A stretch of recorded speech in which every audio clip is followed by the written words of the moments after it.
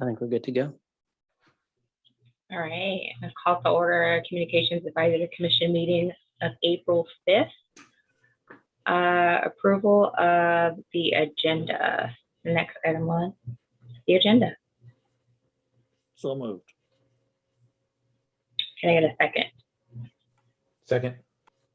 All in favor of approving the agenda, say aye. Aye. Aye. All that don't, say the same thing. All right.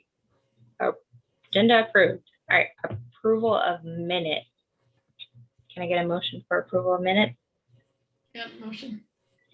Can I get a second? Second. All in favor of approving the minutes from last meeting, say aye. Aye. Aye. All opposed, say the same thing. Minutes approved. Next item, public comment. We did not receive any public comment before this meeting. Okay. Staff report. So you have in your packet our report covering sort of what we did in March. So the highlights are we're still in a pandemic and we're still talking about how we're adapting operations. We're also talking about how people can access vaccines, which is a super exciting thing. We're continuing to make sure that we're amplifying the work that Johnson County Public Health is doing, as well as helping Angela, who we've hosted a couple of vaccine clinics at the community center, particularly geared towards folks who might have trouble accessing all of the forms and might not speak English, might not have access to the internet, might just need a little bit more help. So we've focused on those folks and helped Angela do some of that work. She's been the main driver of that. But Joel helped out on clinic 2 weeks ago. So each of those clinics got 300 folks vaccinated, and so they're getting second doses next week. So a reminder to everybody, if you're 16 or older, you're now eligible to be vaccinated here in Iowa. It'll take folks a while to get there, but that you can get those appointments. We've decided that this year we will not be hosting Blues and Barbecue. Again, just we're optimistic, but we're not clairvoyant. So instead, we've worked to put together an entire slate of summer stuff that we can adapt depending upon the public health situation as we go through summer. We're going to announce that slate later this month. So we've got some good stuff. It'll also allow us to have a little bit more control. We won't have necessarily sort of the same expectations that we have for Blues and Barbecue every year. So we can do some things a little bit differently, whether that's take reservations, which is just not a thing we do for Blues and Barbecue. We aren't planning to do like beer service, for example, and so it'll give us some more flexibility. We'll also plan to sort of announce each of those details as we get closer to each of those events, so that we can adapt them to be safe and smart and set a good example. We'll continue to work with public health to make sure that we're in a good place for each one of those. Great Neighborhoods continues. We still have a few open spots. We've got our second quarter meeting coming up. Is that next week, Jillian? Yeah, April 15th. And let's see, we will be using sort of some of those engagement opportunities with neighborhood ambassadors with the library and with recreation throughout the summer too, as part of that slate. Throughout March, we also hosted a non-traditional project open house every Friday over lunch. We did presentations about some of the upcoming infrastructure projects here in North Liberty, either this year, next year, or a little bit down the road. Those are all online. It was a really nice, we had nice turnout this year. It was super helpful in that it didn't require folks to come to the library and during a set time and talk to engineers. Those are all recorded, they're all online, and you can find those at northlibertyiowa.org/projects. So that was a great opportunity there. I think those are the main highlights. I'm happy to take any questions that folks have. I have one. Have you considered possibility of maybe a commemorative beer slant wine glass to keep the blues and barbecue in people's mind for next year? And That's- you can have it like pre-ordered so that you don't overshoot how many you order or something like that. And you could also put all sorts of things on it besides blues and barbecue. You could have something about the neighborhoods and that program. Just a thought. You know, Tom, we haven't really talked about a bunch of commemorative stuff yet, but that's certainly something that we can think about and potentially do. Okay.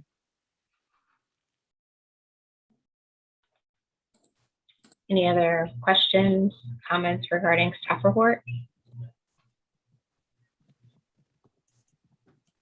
Okay, then we'll move on to the next agenda item, which is the outreach and equity coordinator.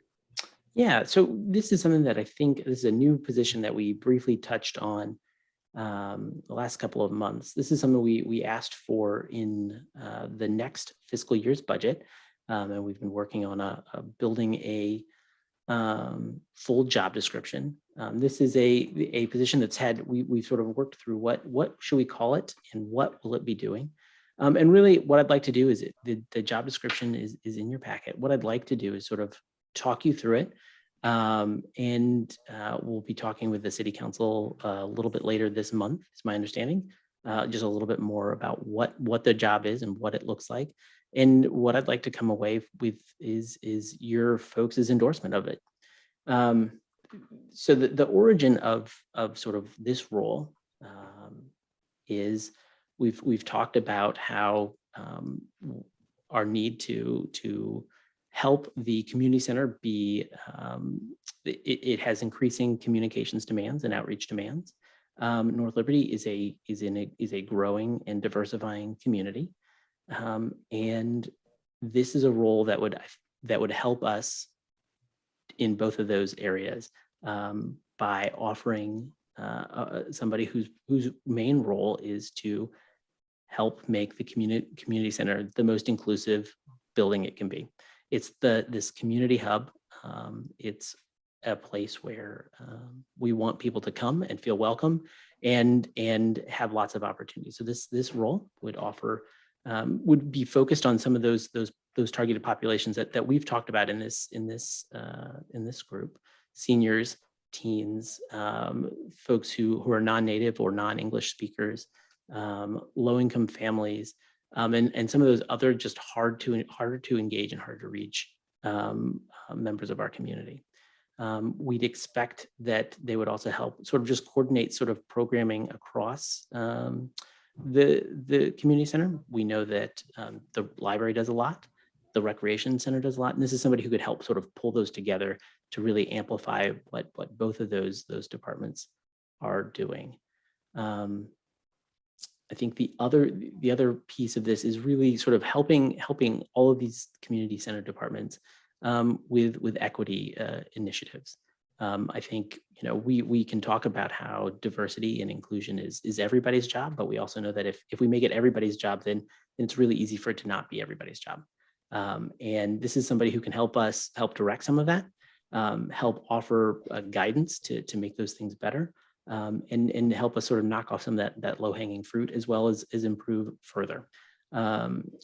I'm happy to, you've got the job description in your packet. I'm happy to answer questions or talk through any of those questions you folks might have about what we're looking to do, or just hear your feedback. How soon are you gonna make the job? How soon are you gonna post something, and kind of where will the city post it and advertise it? Yeah, I think that's a really great question, Ryan. So we asked for the job to start halfway through the fiscal year. Our fiscal year is a July to June. So what we asked for was starting the job in January. It's the kind of role that it's a new role, and we do absolutely want the right person in that job. And I would expect to open it early and do a lot of outreach, soliciting folks who might be good candidates, or people who might know good candidates. In addition to the traditional places that we do. I think it would need a lot of hand-holding and a lot of direct outreach. I have a thought. Yeah. My thought is when you hired that, whoever you decide that person would be. Yeah. I feel like it should be someone that is or has been in one of those marginalized groups, so they seem more approachable.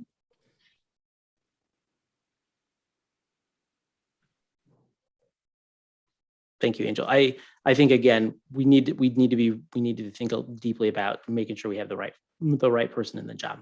Sure. Yeah. I think my only question was regarding to relationship building internally, Yeah. because you do want that person to help facilitate change internally. Yeah. How would you help that person? Yeah, I think we've already talked, of course, with Jenny Garner and Shelley Simpson, the library director and the recreation director, and they're both very supportive of this, and so they're on board. I think the other part that we've talked about is, at least early on, this person should probably spend some desk time, some time at the front desk there at the rec center, right? That's how they're going to get to know the folks on the front line at the rec center and get to know the folks coming in the door, as well as at the library, right? To build some rapport both with staff at those levels, as well as with the patrons in those facilities too. I know I was proposing this, but is there a possible expansion of the shop? Because this is a lot to put Yes. on one individual person. I just say that from personal experience. Yeah. But yeah, is there possible talk of expanding this out? We haven't had that conversation yet. We haven't Okay. hired this person yet, obviously. And I mean, my hope is that we built the job description in a way that we could have right an outreach and equity coordinator that would look at that would be sort of with other, right?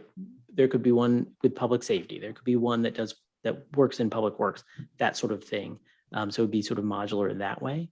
I could foresee potential assistance, right? Whether that was folks, once we sort of figure out what the ebb and flow is are there opportunities for, right, intern over the summer that works with them?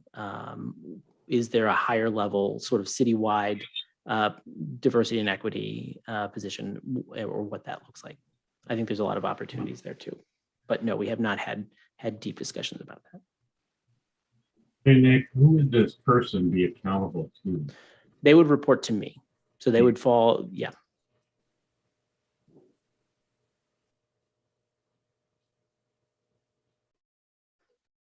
Looks like a good program to me. Is it possible when presenting to city council to kind of plant some seeds that this could be a possible expansion of jobs, not just starting with this one, but I think I'm just like building them up that, this job can open up other job opportunities at the city. So keep that in the back of your mind. Yeah. Thank you.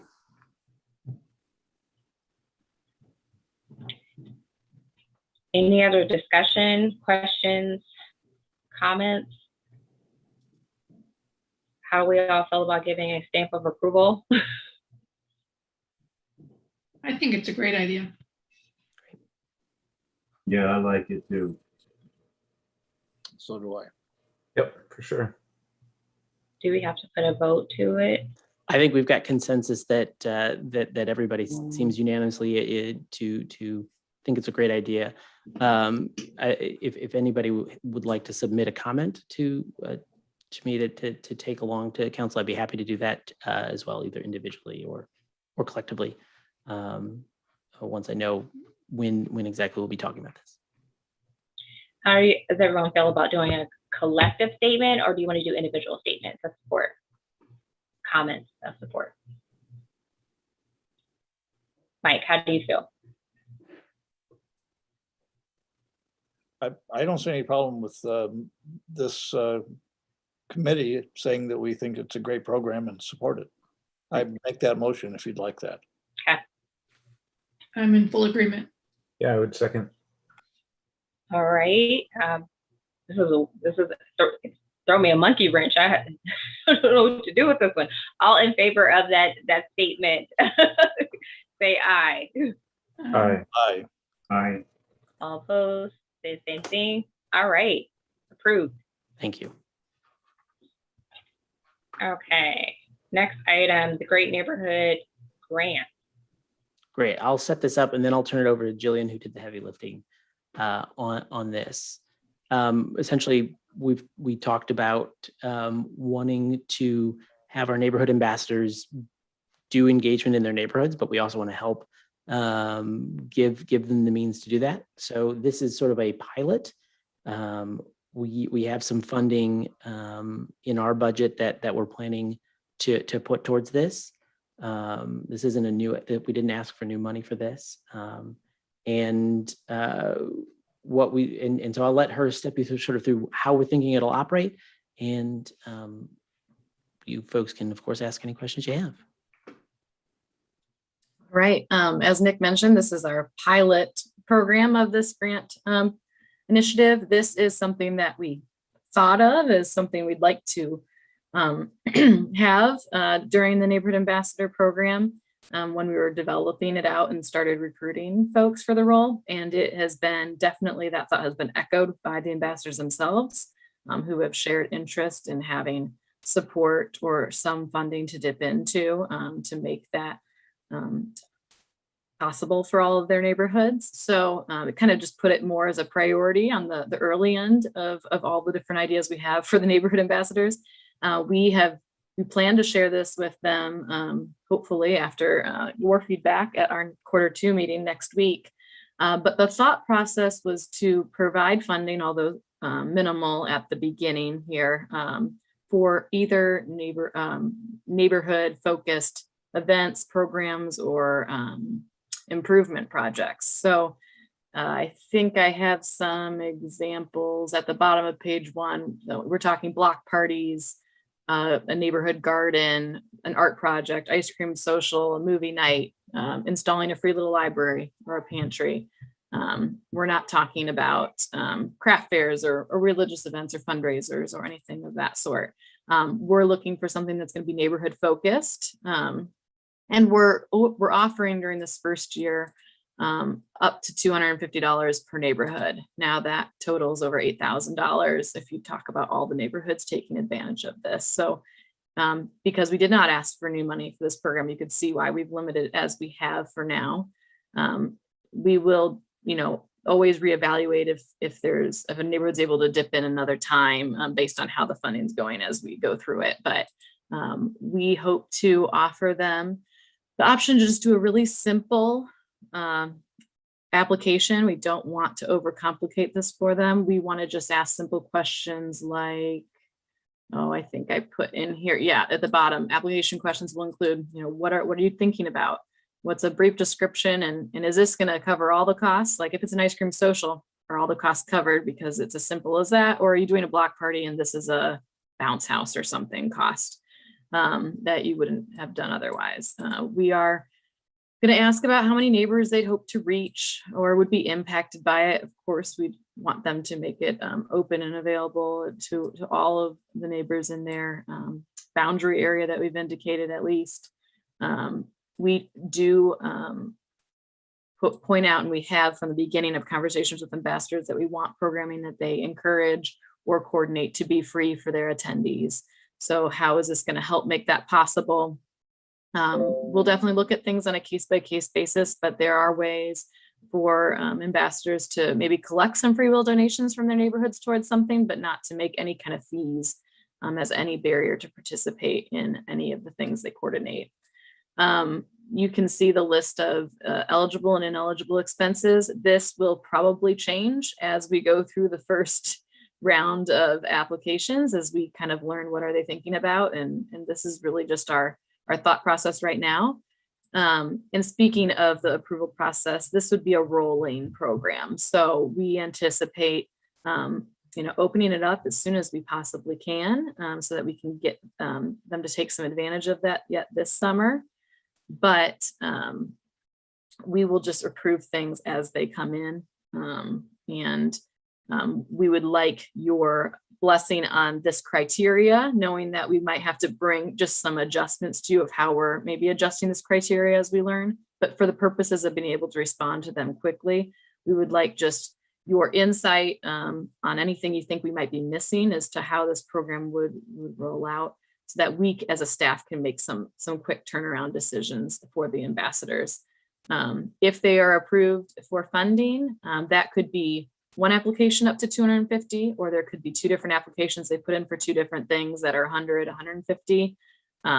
It's not limited to one grant, it's limited to a total over that course of the year.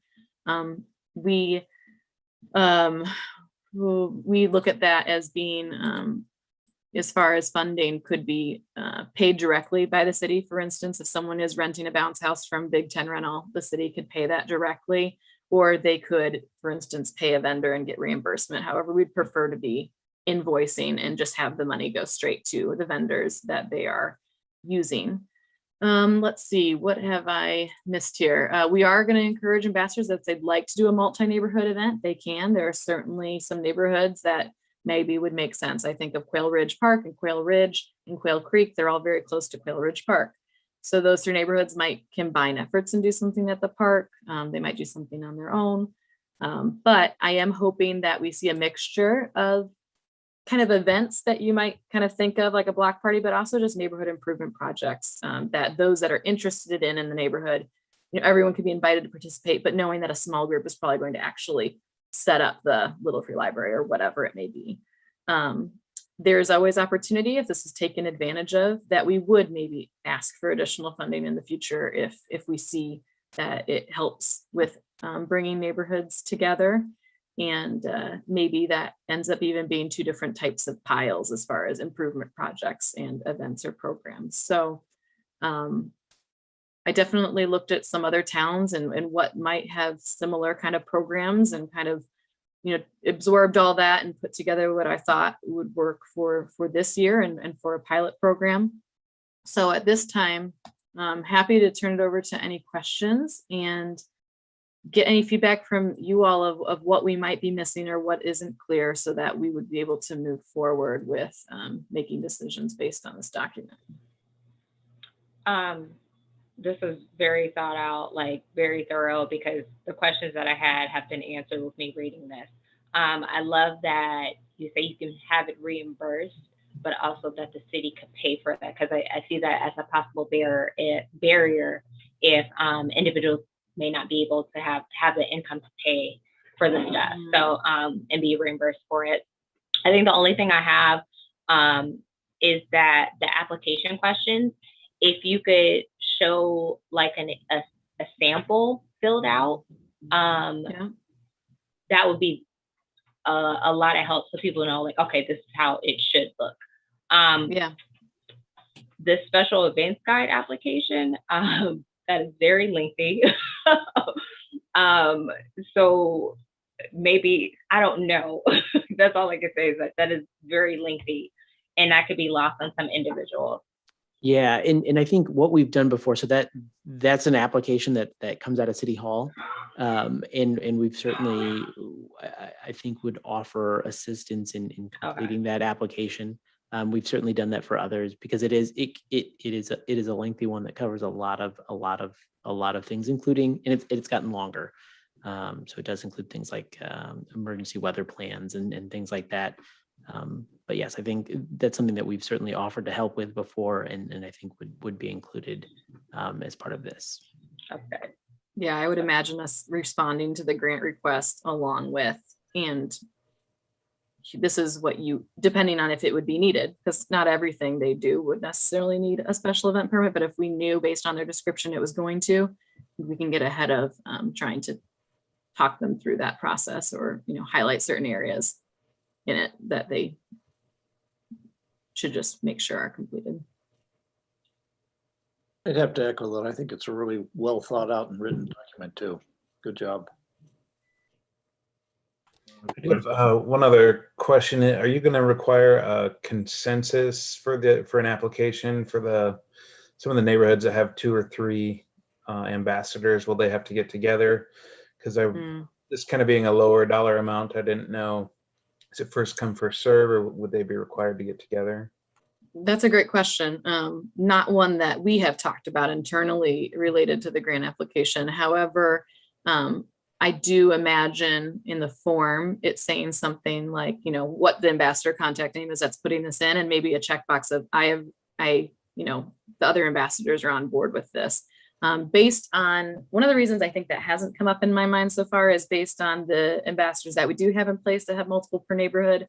They seem to very much look at it as a unified front on what they're going to be wanting to do. But I will add that in there, if nothing else, for sure in the application, that it's indicated of, have you made sure everyone's on the same page.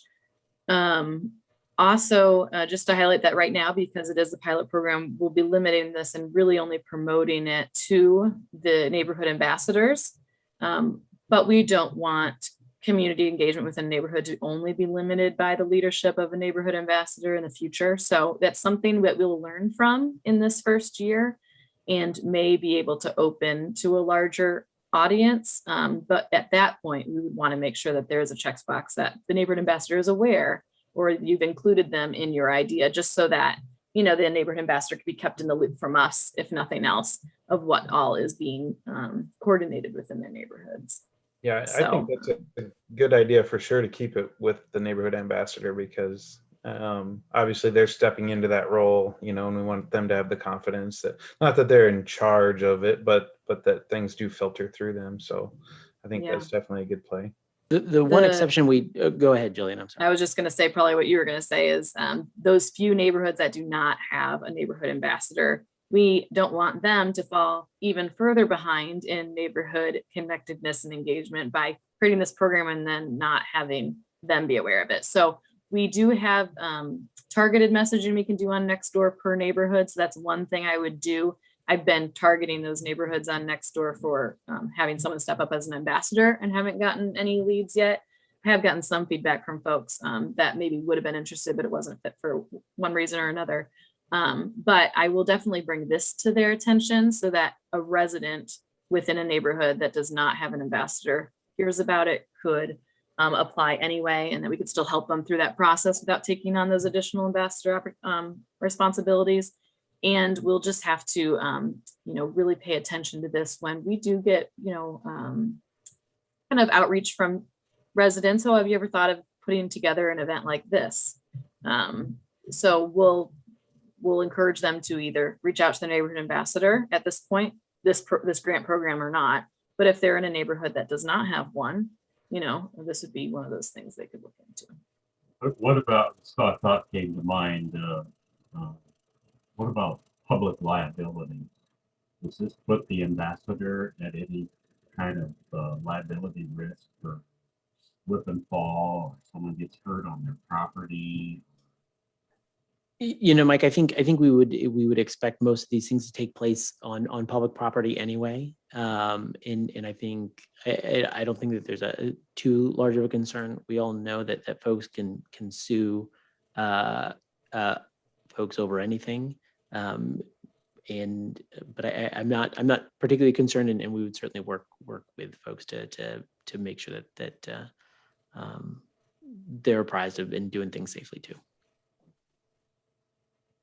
So are the ambassadors proactively telling people what neighborhood or what area they live in?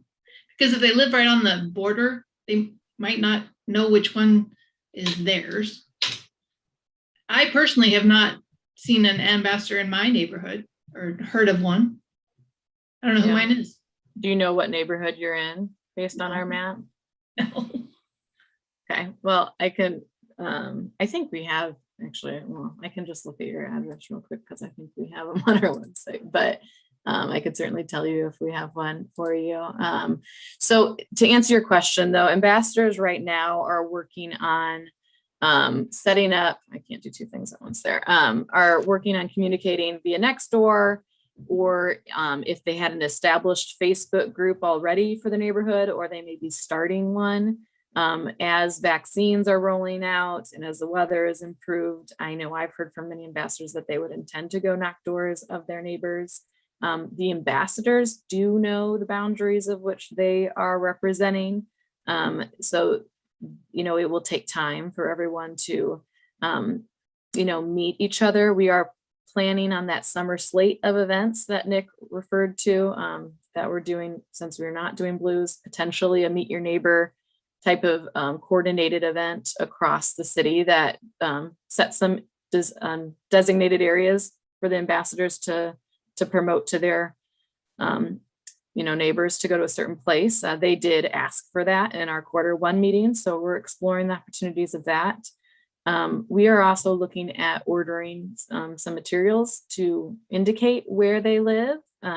We're looking at garden flags that they could put in their front lawns, knowing that does not work for everyone. So we're also looking at some door hangers, especially for apartment living ambassadors. But for those that have the ability to put out a garden flag, it would be just a talking point, conversation started, just to kind of get that message further along as people are going on walks. We're also brainstorming different maybe video marketing, just to kind of always reference neighborhood ambassadors and keep them fresh, putting those faces in front of folks now that it's becoming safer to do so, especially with the ability of meeting outside to record those. So we definitely hope to continue to push out more marketing. And I think that having a neighborhood do an event with grant funding, we would want to be able to come and do a little coverage of that. And by pushing those kind of stories out naturally and being able to circle back and directing the public to go to the website to find out who their ambassador is, I think is going to be key too. What's a cycle? What's a established cycle? Is that a fiscal year or quarter? Who said this is the first cycle, but when is that cycle end? Oh, we would be looking at this ending June 30th of 22. Okay. So then during, what is it now? And fiscal year 21, July. Yeah, so 1st. it's the remainder of this current fiscal year plus next fiscal year is sort of how we were talking about this, because we wanted to be able to get it off the ground before the July 1st fiscal year, so that hopefully people would take advantage of it, so that when we came to talk about it budget wise in later this year, we would have at least some information to work with. So then there's a certain amount of money that is designated specifically for this, that's budgeted for this? It is not budgeted specifically for this, but we know we have the money to do it. This is some money that we have from a few different lines that we know we can move in and use in this way. The only reason I'm asking is if say that some of the neighborhoods don't utilize that $250, would other neighborhoods that are doing stuff have the possibility of utilizing those remaining funds? I think there's certainly that possibility. I think we'd want to be careful, and we'd want to sort of see what it looked like. Again, my one concern is that we know which neighborhoods will take it, will jump on it and be able to, right? And they're not the ones that we know are going to need the most help with the community engagement piece. And so I have some concerns about sort of going back to a second one again. But I think we're sort of trying to see sort of how it plays out through this summer, and then we can kind of figure it out. I would say that regardless, no neighborhood would get a second grant this year. I think we might consider it again, seeing as depending upon how it went this year, what kind of funding was available next year, and who did and did not. So obviously, and some of it's going to depend too on when do the grants from this year happen. If they happen before the end of this June, that's the current fiscal year. And so then we've got a little bit more sort of flexibility in the next fiscal year. Does that make sense? Yeah. So is it up to $250 so that they can do multiple events, but it's just capped like $250, that's all you're getting? Correct. Yeah, Gotcha. They could do 10 events in their neighborhood over the next year and apply for 3 of those to get $100 each, and they might get 100 and 150. The grant is not guaranteed though. Correct. We want to make sure that it just meets our criteria that we've outlined. So I think what's really key, and I think you've all been looking at it prior to or during this call, and if you have any questions of the criteria section on page 1, bottom of page 1 here on needs to be neighborhood focused, take place before June 30th of 2022, free for residents to attend. That's going to be a big bullet point list that we're going to base our approval on. So if there's anything on there that you question or think would be good to add, that would be great feedback, as well as the eligible and ineligible expenses, although those are going to fluctuate a lot more potentially because we might not be thinking of everything. But would love to have your blessing on this criteria, at least as a starting point, so that we can let the ambassadors know about this in our Q2 meeting, which, as Nick mentioned, is next week, April 15th. And if all is going well, opened up within a few weeks, so that they can start thinking and planning among each other. I think that's what a lot of them are really excited about with joining the program. And it is weird to launch at such a social distancing time, such a program. But this is definitely what a lot of them are eager to do. And so this, if nothing else, will encourage a lot of ideas and us to share what others are doing with the rest of them. That's a great idea. Any other comments, questions regarding the grant? Thank you, Jillian. All right, moving on. Next item on the agenda, old business. Any old business we want to talk about? All right, then new business.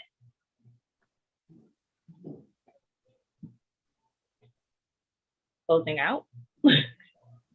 Move to adjourn. Say second. I'll second. All right, all those in favor of closing out this meeting, say aye. Aye. All opposed, say the same thing.